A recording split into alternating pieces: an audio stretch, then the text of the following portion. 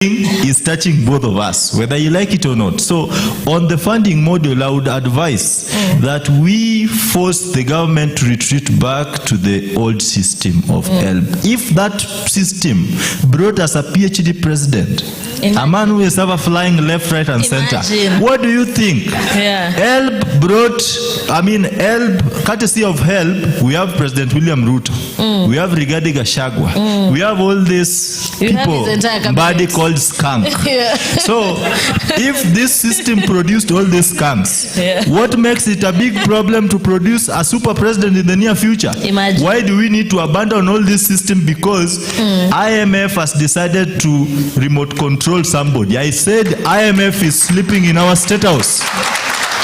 The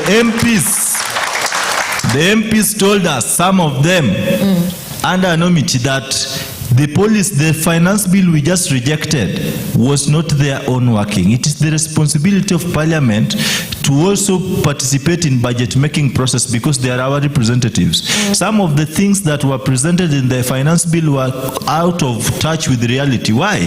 Because some stooges from IMF decided to get their way through the gate pass at State House.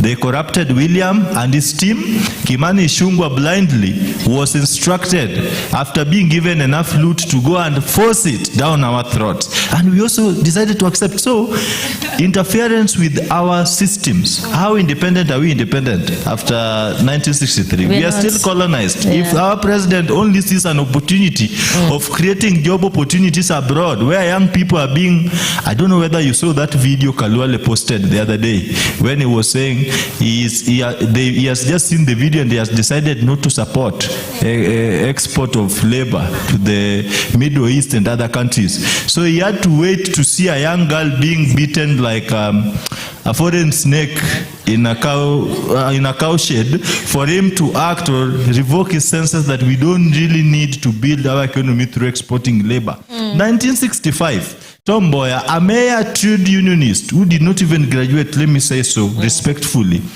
could organize for flights for young men and women to go and study abroad. Then later on, their expertise, knowledge, be used to develop our country. Come to 2024, a PhD holder, a man who has gone to the University of Nairobi, is only seeing an opportunity of exporting labor to the Middle East. Vijana waende wafanye kazi Middle East. Kwani hizo shamba tunaenda kulima huko? Hatuna shamba Kenya. Agriculture contributes the highest percentage to our GDP. How much have we contributed through agricultural production? Do we have sufficient food production? Let me drain the swamp peacefully. I'm about to finish.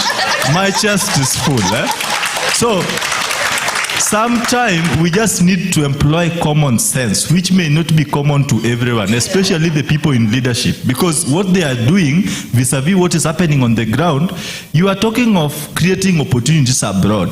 That abroad you are talking about as also citizens who elected responsible leaders. Now you want to transfer your problems from Kenya to America. Kwani America wana maskini? Dubai hakuna maskini? You can build our own rich men around. If some of you have managed to loot and become billionaires, we are not asking to loot. We only want you to better the service provision, equalize the environment, so that when Atieno, Mohamed, Wanjiku start to do their business of selling omena, it becomes so lucrative and profitable. Then we can all afford to put food on the table. Then when you come to lie with us with 500 shillings and I can make 600 in a day, I tell you where bana chorea. You see? So that can only make sense when responsible leadership is in place. Thank you.